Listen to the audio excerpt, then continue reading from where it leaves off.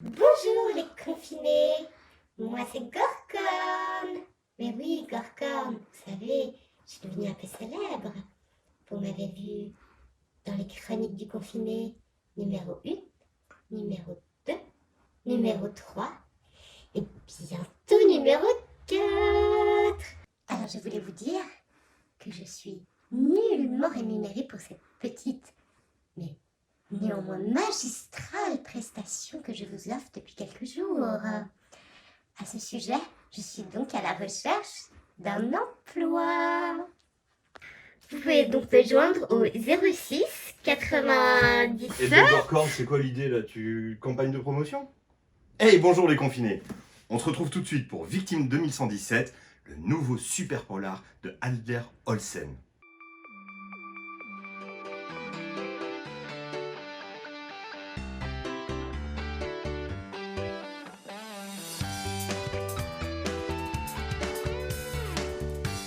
Bonjour les confinés. Aujourd'hui, le dernier polar d'Adler Olsen. Une aventure fantastique qui nous précipite depuis l'Espagne, Chypre, l'Irak, la Syrie et évidemment Copenhague.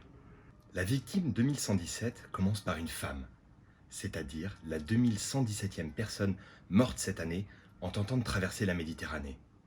Elle est celle qui va redonner espoir à Johan, un journaliste espagnol totalement désespéré, ruiné et prêt à se suicider, au point qu'il est en train de se murger dans un bar de Barcelone et qu'il n'a pas le moindre centime pour payer la note. Il décide de consacrer un reportage à cette femme et de résoudre l'énigme de ce voyage fatal.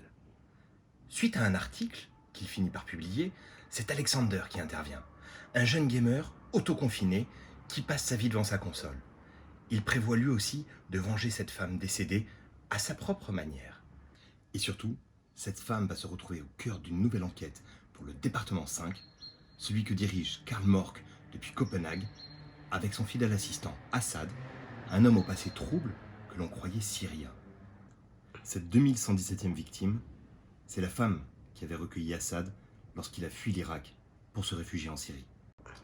Karl Mork, l'inspecteur cynique et imprévisible d'Adler Olsen, revient ici avec des thèmes très contemporains, toujours beaucoup d'humanité et une petite pointe d'humour scandinave.